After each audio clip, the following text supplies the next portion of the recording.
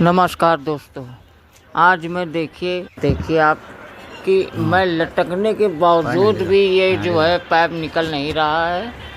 देखिए कितना मजबूती से मैंने सॉल्वेंट लगा के इसमें कितनी मजबूती से मैं आशा करता हूँ आपको वीडियो पसंद आई होगी और मेरे चैनल को सब्सक्राइब करिए, लाइक करिए, फॉलो करिए, शेयर करिए और भी जानकारी के लिए मेरी वीडियो को देखते रहें। नमस्कार।